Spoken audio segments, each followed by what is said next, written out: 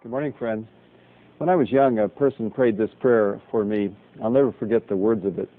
Lord, help him to lay foundations that are strong enough to bear the weight of responsibility you will later place on him.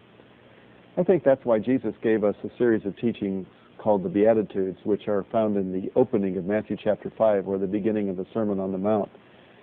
These Beatitudes form the structure of a successful and satisfying life. There are 8 of them altogether, 8 wonderful pearls of personal quality that Jesus is seeking to inculcate in us. He begins by saying, blessed are the poor in spirit, or the attitude that says, I need help.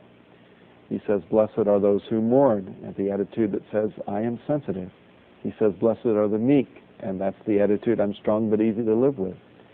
He says, blessed are those who hunger and thirst after righteousness, and that's the attitude that says, I want to keep on growing. He says, blessed are the merciful, and that's the attitude that says, I care. He says, blessed are the pure in heart, and that's the attitude that says, my conscience is clean. The 7th beatitude that we look at today is the beatitude that says, let me be your friend. It's the beatitude that finds Jesus saying, blessed are the peacemakers, for they should be called the sons of God. Not everybody who says they love peace actually makes peace. This 7th beatitude is not necessarily a beatitude that applies to diplomats and world leaders, although certainly we know that our world is filled with enough conflict. It's a beatitude that specifically relates to a person who is on the journey to follow Jesus Christ.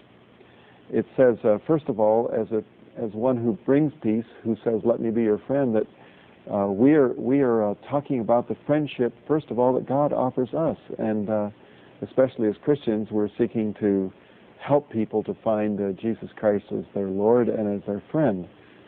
But significantly also, the gospel is about helping us with our interpersonal relationships, that our spouse is our friend, that our children are our friends, that the people in our family are our friends, and the people we live with, go to school with, and work with are our friends. And Jesus is saying to us, blessed are the peacemakers, because in any relationship there's bound to be some measure of conflict. There's a wonderful poem that says, he drew a circle that shut me out, rebel, heretic, a thing to flout. But love and I had the wit to win. We drew a circle that took him in. And conflict and enmity against another person can often exclude them from our presence and certainly from our love. But Jesus wants us to be reconcilers. It's so much more easy to blow up a bridge than it is to build one. And Jesus calls us in interpersonal relationships to be bridge builders to other people and help to narrow the gap that sometimes comes between us and another person. That's why he tells us it's an important mission of life to be a peacemaker. Let me be your friend.